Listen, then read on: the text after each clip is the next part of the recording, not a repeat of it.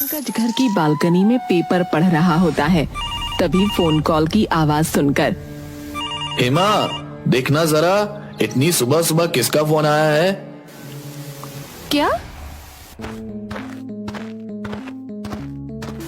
अरे क्या हुआ, किसका फोन था? अरे वो माँ जी।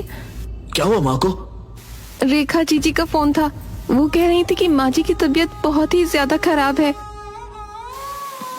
हमें आज ही गांव के लिए निकलना होगा। हाँ, तुम सामान पैक करो, हम अभी गांव के लिए निकलेंगे। फिर पंकज का पूरा परिवार गांव के लिए निकल जाते हैं। हम कहाँ जा रहे हैं मम्मी? बेटा, हम रामटेक के लिए निकल रहे हैं।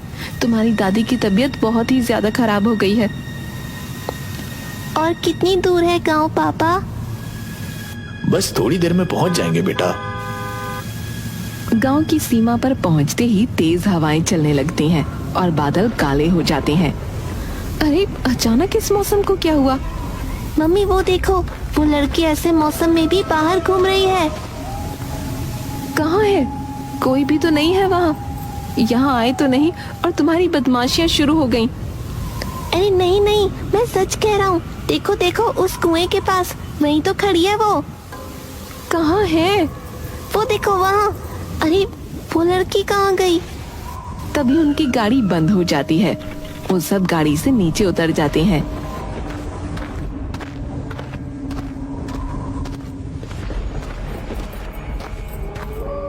मम्मी वो यहाँ खड़ी थी, बिल्कुल यहीं खड़ी थी। अरे हाँ बाबा, मान लिया तुम बिल्कुल बदमाशी नहीं करते। तुम तो बहुत समझदार बच्चे हो बस। और उसका हाथ पकड़कर ले जाती है। तभी उसे एक अजीब सा एहसास होता है। हेमा, पिंकू, चलो जल्दी, गाड़ी चालू हो गई है। कुछ ही देर में वो घर पहुंच जाते हैं। अरे ठीक से लगाओ फूल, मेरा बेटा आ रहा है। अरे माँ, तुम तो बिल्कुल ठीक हो। हमें तो फोन आया था कि तुम बीमार हो। अरे अरे, बीमार हो मेरे दुश्मन, मैं तो बिल्कुल हट्टी कट्टी हूँ। हाय, कितने दिन हो गए तुझे देखे। कितना दुबला हो गया है मेरा बेटा। माँ, ये पिंकू है, तुम्हारा पोता। अरे वाह, बिल्कुल तुझ पर ही गया है। तू भी बचपन में ऐसा ही था। अरे पर तुम्हें आने में देर हो गई। अरे हाँ, वो गांव के बाहर हमारी गाड़ी बंद हो गई थी, तो बस उसी में थोड़ा वक्त लग गया। तभी पंकज की बहन रेखा आ जाती है। अरे भैया, आप आ गए? अरे जीजी, वो हमें फोन आया था कि माँ की तबीयत खराब है। भाभी, आप ये चाहती हैं कि माँ की तबीयत खराब हो जाए? अरे नहीं नहीं जीजी, मेरा वो मतलब नहीं था। अरे ये डब्बू है ना, काफी बड़ा हो गया है। अरे चलो चलो, खाना तैयार है। हाँ बेटा, आज मैंने तेरे लिए खास देसी घी के लड्डू बनाए हैं। कितना दुबला हो गया है। अरे बहू, कुछ खाने को नहीं देती क्या तुम मेरे बेटे को? ऐसे ही घास फूस खिलाती होगी, इसीलिए माचिस की गाड़ी जैसा हो गया है। अरे माँ, वो सब तो ठीक है, पर तुम मुझे ये बताओ कि हमें ऐसे फोन क्यों किया कि तुम्हारी तबीयत खराब हो गई है? अरे बेटा, तुझे देखे हुए बहुत दिन हो गए थे और तू ऐसे तो आता नहीं, इसलिए मैंने तबीयत खराब होने के बहाने से तुझे बुला लिया। अरे मामा, चलो चलो, अब खाना खा लेते हैं। मुझे बहुत जोरों की भूख लगी है। अगली सुबह पिंकू और डब्बू दोनों गांव घूमने जाते हैं। वहाँ पिंकू ने फिर उसी लड़की को देखा जिसे उसने गांव आते वक्त देखा था। पिंकू को देख वो लड़की भागने लगती है। अरे रुको रुको, तुम मुझे देखकर ऐसे क्यों भाग रही हो? अरे पिंकू, कहाँ भाग रहे हो? मैं यहाँ से आगे नहीं जाऊंगा और तुम भी मत जाओ। वहाँ जाने से सब मना करते हैं, उधर मत जाओ। पिंकू डब्बू की आवाज को अनसुना करते हुए उस लड़की के पीछे भागने लगता है। थोड़ी ही दूर जाकर वो लड़की रुक जाती है। अरे तुम मुझे देखकर भाग क्यों रही हो? मैं कोई भूत हूँ जो तुम्हें खा जाऊंगा? फिर से काले बादल छा जाते हैं और तेज हवाएं चलने लगती हैं। पिंकू ऊपर देखता है और जब फिर से वो नीचे देखता है। अरे वो लड़की फिर कहाँ गई? अभी तो यहीं थी। वो थोड़ा डर जाता है। पिंकू फिर वहाँ से लौट जाता है। मम्मी मम्मी, आज फिर मुझे वो लड़की मिली थी। कौन लड़की और क्या क्या बोलता रहता है तू आजकल? अरे मम्मी, वही लड़की जो मुझे गांव में आते वक्त कुएं के पास दिखी थी।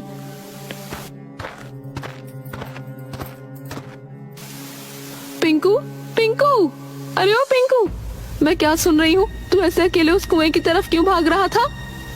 अरे मैं अकेले नहीं भाग रहा था, मैं उस लड़की के पीछे भाग रहा था जो मुझे देखकर भाग रही थी। नहीं नहीं माँ, ये अकेले भाग रहा था, वहाँ कोई लड़की नहीं थी। डब्बू तुम क्यों झूठ बोल रहे हो? माँ मैं सच कह रहा हूँ, मैं उस लड़की के पीछे ही भाग रहा था। ए पिंकू, मैं तुझे बोल दे रही हूँ, तू आगे से अकेले गांव में नहीं भटकेगा और खासकर उस कुएं की तरफ बिल्कुल भी नहीं जाएगा। अब चल जा अपने कमरे में। अरे रेखा, तुम उसे इतनी सी बात के लिए इतना क्यों डांट रही हो? अरे भैया कुछ नहीं, वो ऐसा है ना, अकेले इधर उधर जाएगा और रास्ता भूल गया तो इसीलिए बोल रही हूँ। यही बात है ना, कि और भी कुछ बात है? अरे नहीं नहीं भैया, बस यही बात है। माँ वैसे गांव में एक अलग तरह का सन्नाटा छाया हुआ है, कोई बात है क्या?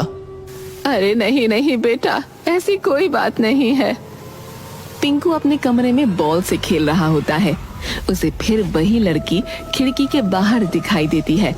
उसे देखकर पिंकू उसके पास जाता है। रुको, भागना मत। कौन हो तुम और मुझे देखकर ऐसे भाग क्यों रही हो? क्योंकि माँ कहती है इस गांव के लोग बहुत बुरे हैं।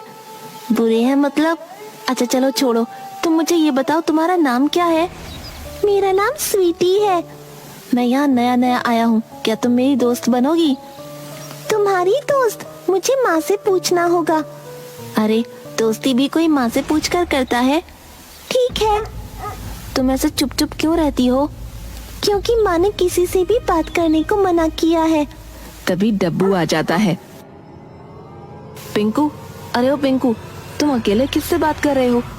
अब ये मत कहना कि उस लड़की से बात कर रहा हूँ। डब्बू तुम मेरा मजाक मत उड़ाओ, और मैं उस लड़की से ही तो बात कर रहा हूँ। ये देखो। कहाँ है? अरे यहीं तो थी।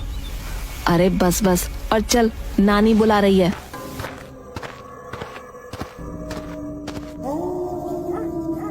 रात को जब सब सो रहे होते हैं, तब पिंकू को स्वीटी की आवाज सुनाई देती है।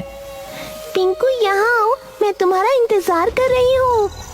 पिंकू आवाज सुनकर घर के बाहर जाता है तो स्वीटी उसे दिखाई देती है। पिंकू चलो मेरे साथ। फिर स्वीटी बिना पलक झपकाए धीरे धीरे कुएं की तरफ आगे बढ़ने लगती है और पिंकू भी उसके पीछे पीछे जाने लगता है। दूसरी तरफ हेमा की नींद खुलती है और पिंकू को पास में ना पाकर पंकज पंकज, पिंकू पता नहीं कहाँ चला गया। पानी पीने गया होगा, नहीं तो वॉशरूम गया होगा। इतनी रात को और कहाँ जा सकता है? नहीं नहीं, वो मुझे उठाए बिना कहीं नहीं जाता। फिर दोनों उसे ढूंढने लगते हैं। ढूंढते ढूंढते दोनों उस दिशा में पहुंच जाते हैं जिस तरफ स्वीटी और पिंकू गए थे। वहाँ पिंकू को देखकर पिंकू, पिंकू कहाँ जा रहे हो इतनी रात को? फिर दोनों उसे घर ले आते हैं। अगली सुबह, दूध पी ले बेटा। नहीं पीना मुझे, मैं दूध नहीं पीऊंगा।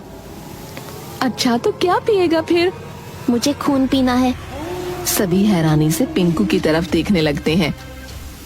पिंकू, तुम्हारी बदमाशी फिर से शुरू हो गई। मैंने कहा ना मुझे खून चाहिए। और दूध का गिलास फेंक देता है और वहाँ से चला जाता है।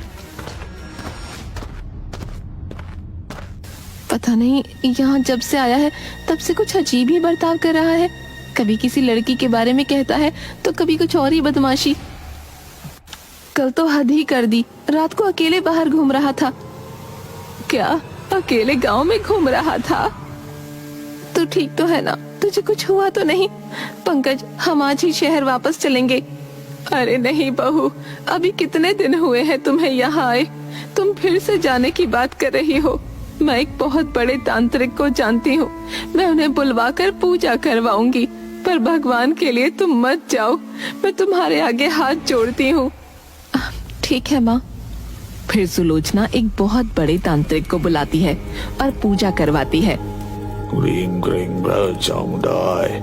इस बच्चे को कोई बुरी शक्ति नुकसान पहुंचाना चाहती है। ये लो बेटा, ये अपने बेटे के कलाई पर बांध दो और ये दूसरा घर के प्रवेश द्वार पर बांध दो। रात को जब सब सो रहे होते हैं तब पिंकू को फिर से एक आवाज सुनाई देती है और पिंकू घर के बाहर चला जाता है। अचानक उसके हाथ से मौली छूट जाती है और इसी के साथ घर के दरवाजे पर से भी धागा टूटकर नीचे गिर जाता है और दरवाजा अचानक खुल जाता है। पिंकू उस कुएं की तरफ जाने लगता है। पिंकू, पिंकू रुक जाओ बेटा, रुक जाओ, उस तरफ मत जाओ। नहीं पिंकू, चलो, ये सब तुम्हारे दुश्मन है। कूद जाओ अभी कुएं में, ये सब तुम्हारे दुश्मन है, कूद जाओ। और पिंकू कुएं में कूद जाता है। पिंकू, हेमा, हेमा उठो। हेमा क्या हुआ? पिंकू, पिंकू कहाँ है? वो उस कुएं की तरफ गया है। मैंने अभी अभी उसे देखा और वो कुएं में कूद गया। अरे फिक्र मत करो, यहीं कहीं होगा। हो सकता है माँ के पास जाकर सो गया हो।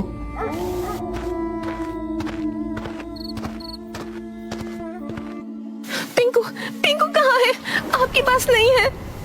नहीं, वो तो तुम्हारे पास ही था ना। नहीं माँ जी, वो मेरे पास नहीं है।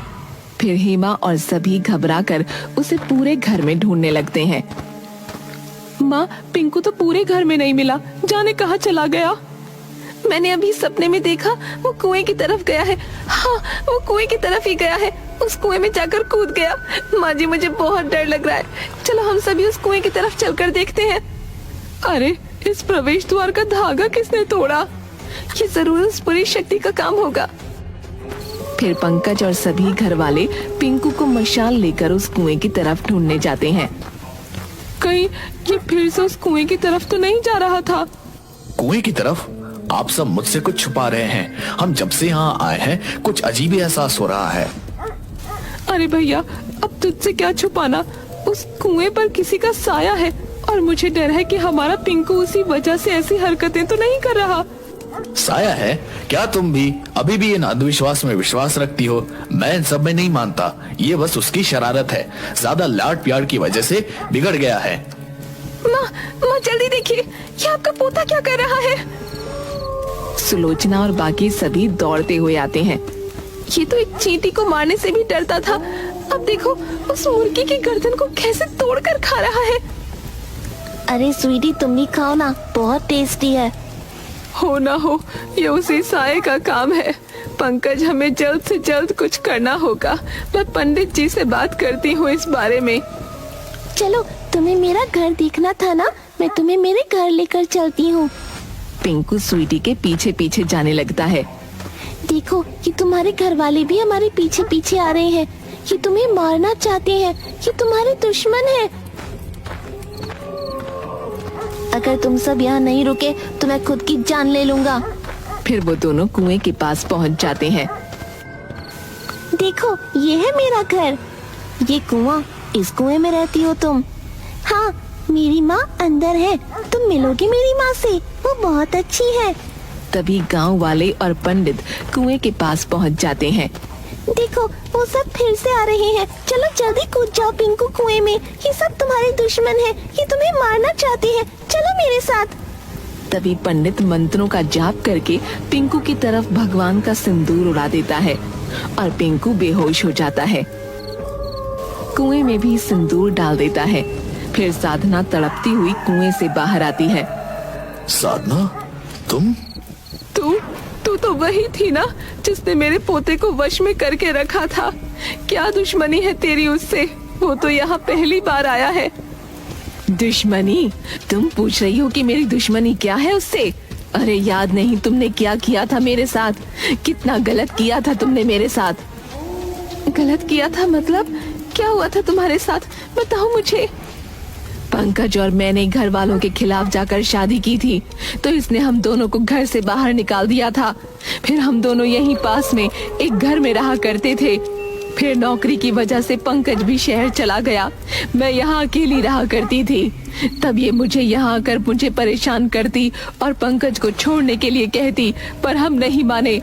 फिर कुछ समय बाद हमारी एक बेटी हुई, तब तक पंकज मुझे छोड़कर जा चुका था और इस सुलोचना देवी ने मुझे खुदकुशी करने पर मजबूर कर दिया। इसी कुएं में मैंने अपनी जान दे दी। मेरी बेटी मेरे लिए रोती बिलखती, पर मैं कुछ न कर पाती। तभी से मेरी आत्मा इस कुएं में भटक रही है। हाँ पंकज, हमारी बेटी स्वीटी, पर तुम तब तक मुझे छोड़कर जा चुके थे। क्या मैं छोड़कर चला गया था? नहीं, तुम ही मेरे साथ नहीं रहना चाहती थी, तुम ही तो मुझसे परेशान हो गई थी।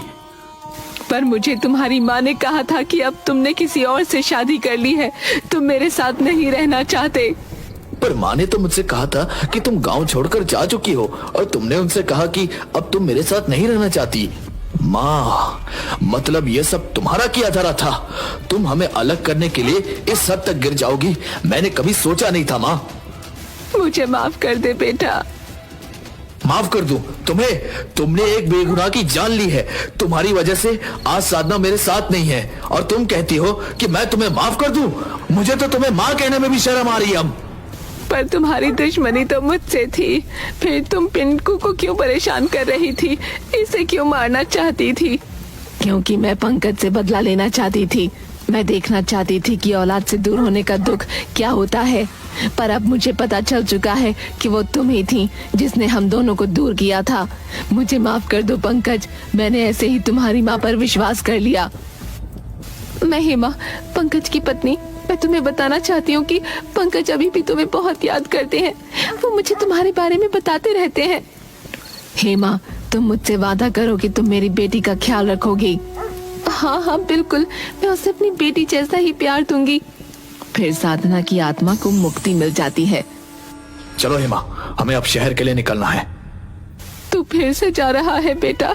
रुक जा बेटा, रुक जा, मुझे माफ कर दे। माफ करने लायक तो कुछ बचा ही नहीं अब। और फिर पंकज उसके पूरे परिवार को लेकर वापस शहर चला जाता है।